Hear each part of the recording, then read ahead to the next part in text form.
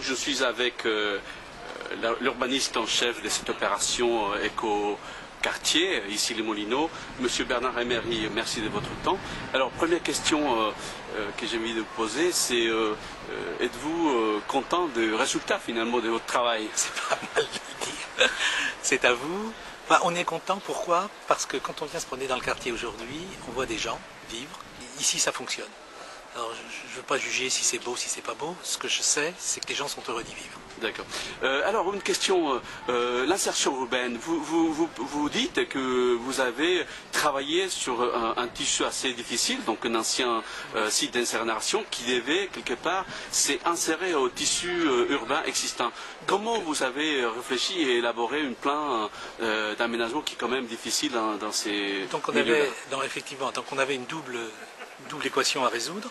C'est à la fois d'avoir un dessin urbain qui répondait aux objectifs d'aménagement durable, en particulier de l'utilisation du soleil gratuit, c'est-à-dire de l'ensoleillement naturel des logements, même en hiver, et puis un dessin de la ville qui, lui, ne devait pas être un objet, un ovni, c'est un quartier qui devait complètement s'intégrer au quartier voisin. Donc l'élément principal de cette intégration, ça a été de ce mail jusqu'à la Seine et qui part d'un quartier ancien. C'est-à-dire qu'on a fait une véritable couture urbaine autour de la gare du tramway sur le quartier ancien et le quartier nouveau.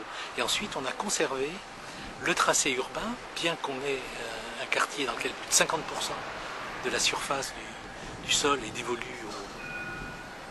aux piétons. On a conservé la capacité d'accéder des voitures aux différents parkings, d'accéder au commerce.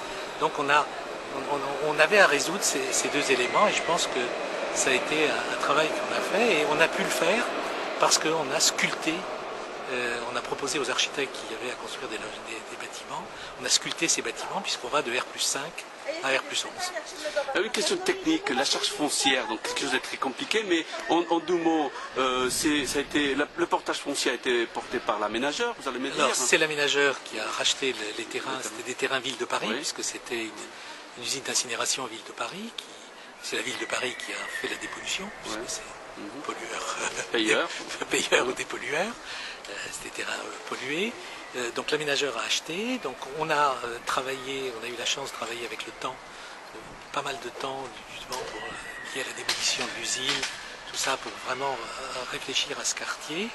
Et ensuite, l'aménageur a voulu, je dirais, conforter son aménagement en faisant une consultation sur la charge foncière.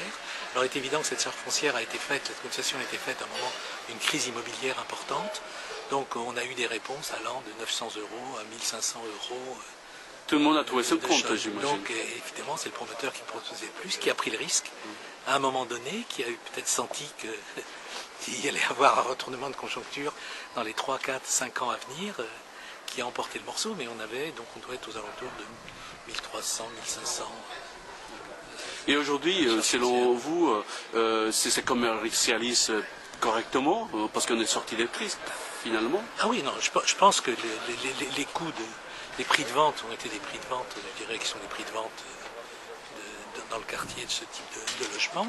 Et je pense que le promoteur, il a bien fait son métier. 5 000, je ne connais pas les prix. D'accord. Une dernière question, c'est une question, j'allais dire, piège.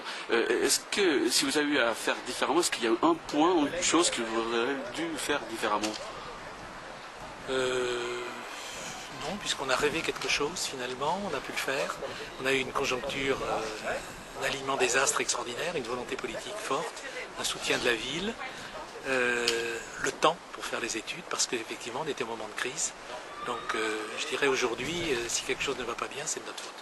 Merci beaucoup, monsieur l'urbaniste.